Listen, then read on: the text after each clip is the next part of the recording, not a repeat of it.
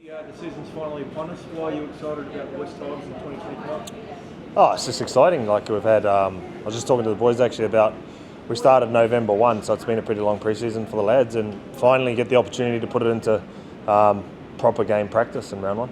We know Jerome Luai, so much excitement around him. We know what he can do, but what do you think he can do for the West Tigers?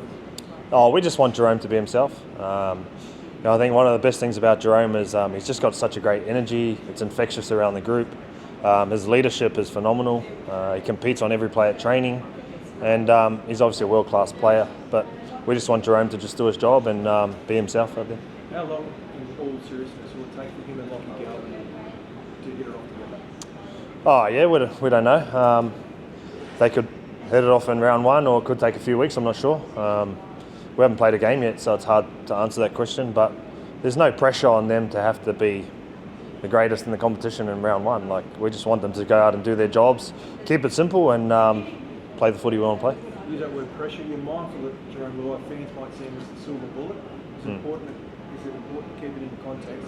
He's not going to solve all the problems overnight. We don't even talk about that stuff. That's probably exterior talk for us. We just talk about, we want people to do their jobs, and for us, like, that's what it's about. Just come out, do your job. For us, there's no pressure around what we're saying internally. We just want to compete on every play and have a crack. He's playing, but what was the issue with the quad during the pre-season? Could he have played that second trial? Yeah, he could have played. It's just a risk we didn't need to take. Of course, Dream Buller, he's not playing, but how far away is he? Dream could have played this week, but with shoulder injuries, like, you don't need to rush them too early, and we just felt another week would be good for him, so he'll be available next week. What about you, Benj? Second year, going into, what did you learn? Why are you better this time? Why are you better today as opposed to 12 months ago? Oh, it's not about me. Our club just wants to be better this year. We've made some great signings. We've improved the way we do things. We haven't played a game yet, so we won't get too excited. But yeah, we'll talk about that later. You used to better word, the honeymoon, I guess, is a bit over. Like all coaches going into that second year of their careers, now's the time to sort of not get serious, because you were trying to win last year, but that grace period's over, I guess. What are you trying to say? I'm just saying that I guess the honeymoon is over. You knuckle down now. There's no honeymoon. Nothing's changed for me. I want to win, as usual.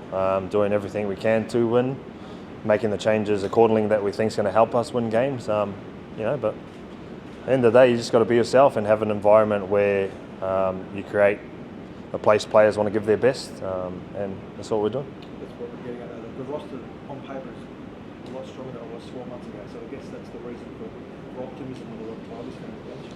Yeah, well, you got to try and always constantly try and improve. We come in off forward and spoon, so we definitely need to improve. But you guys talk about that stuff. Tristan Hope, feel good story. The jersey presentation, what was it like? We all saw the video. What do we expect from him? Tristan Hope's the same. We just want him to do his job, and he's got an opportunity off the back of just consistent hard work. And in the trials, I thought he took his opportunity to impress, and he actually did. So we just want him to be himself, play the way he plays. Jersey presentations are always nice, having the family there, and nothing was different this morning. So yeah, we're happy to have him. Are you excited, Benji, just about recruitment, bringing Jerome Luai in, big signing, as a fan, former player? Do you have some excitement about what you're about to bring together next season for this? Excitement's probably not the word. Just we've done the hard work, so we just want to see it come to fruition on the field. I don't know. I guess I don't really hear a lot of the talk that goes on or whatever. I can only go off what we've been doing, and I know the players are excited and they're ready to go after the hard yards they've done this pre-season. Bringing Jerome in too, is there patience there when it comes to formations and building? You're not going to get it right from the start. Like, is that the message out there? Like, it's going to take some time? No, there's no message at all. We just want them to do their jobs. Like, it's not that hard. What I will say though is just bringing Jerome in is not going to solve everything. And there's 16 other players on the field that have to do their job. So we know he's a big part of the way we want to play, but at the same time, like, if the other 16 don't do their jobs, then it's irrelevant for him. And then he's been impressive then for you to say it could just happen from the get-go, it could happen straight away. Like, you keep Ask me after the game, I don't know. Just with the halfback players, is there much difference these days switching from 6 to 7? How does Jerome's role sort of change much? Yeah, it's very different. It depends. Like, you can play two different ways. You can have a 5'8" that plays like a half, like sort of Cronulla does with Trindle, or you can have a traditional halfback that controls the whole game or the kicking in that. I guess the thing we've got is both of our guys can kick. I think Jerome proved last year when Nathan was out, and for Samoa that he can do a job as 7, so he'll be the 7. Of course, Lockie Garvin's a lot of hype on him as well. Have you liked what you've seen this pre-season? Yeah. He's very good in the trials. It's been good. You fullback at the moment just for this game anyway. Is there a chance that there is a battle there with the ball, or is this purely he's just coming in to do a job? Oh, well, he's just got to do his job, and I think he's been great in the trials. He had a great pre-season, and if it changes next week, we'll make the decision off the back of this week. So that's still the message, there's fights for spots, anyone can win it on any given day.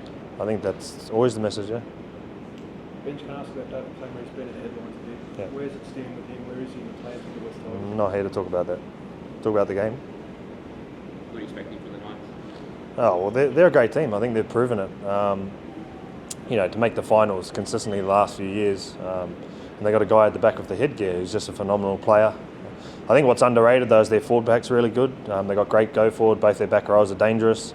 The young kid playing 5'8's got a great running game and is really dangerous with the ball. So we've got to be on our game tomorrow.